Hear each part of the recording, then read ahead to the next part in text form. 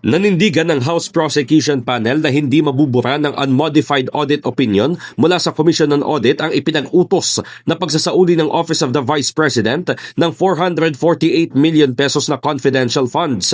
Sa pulong balitaan, nagbabala si House Prosecutor Terry Redon laban sa paggamit ng COA rating sa presentation ng financial statements para pagtakpan ng hiwalay na findings na may kaugnayan sa specific transactions at disbursements.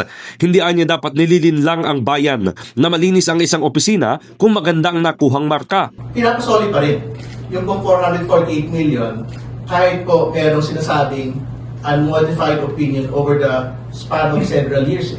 Yung pong binabanggit nila. So, ibig sabihin, ang pinag-usapan lang naman sa unmodified opinion yung pag-present ng pong financial statements ng pong mga opisina ng pamahalaan. Ibig sabihin, hindi lang po special office yung OVP sa ganyan pong bagay. Maraming mga opisina sa buong burokrasya na nakakakuha ng unmodified opinion but at the same time, meron pong hinaharap na mga notices of disallowance, finality of decision po ng COA proper. So, inaasahan ng prosekusyon na magiging bahagi ng Article 1 o ang maling paggamit ng confidential funds ang COA reports at mga decisions sa impeachment trial ni Vice President Sara Duterte. Dagdag ni House Impeachment Advisor at spokesperson Robert Ace Barbers, mahalagang alamin ang final decisions ng COA.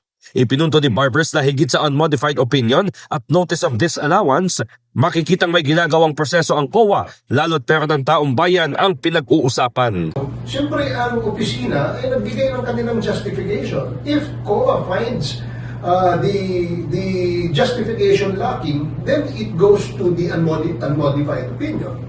Now, if there is a semblance of finality, COA will issue a notice of disallowance. But there's still a way for the agency to submit an appeal until it becomes final. So again, ang pinaka-importante ay yung final. So ano ba yung final? Sinasabi dun sa final na decision, itong mga period na ito, na kung saan ginamit sa confidential funds, isoli nyo itong perang ito. Ito naman sa period na ito, na ginamit nyo rin dyan, isoli nyo ito. In the heart of changing lives, ako si Brigada Haji Caaminio ng 105.1 Brigada News FM Manila, The Music and News Authority.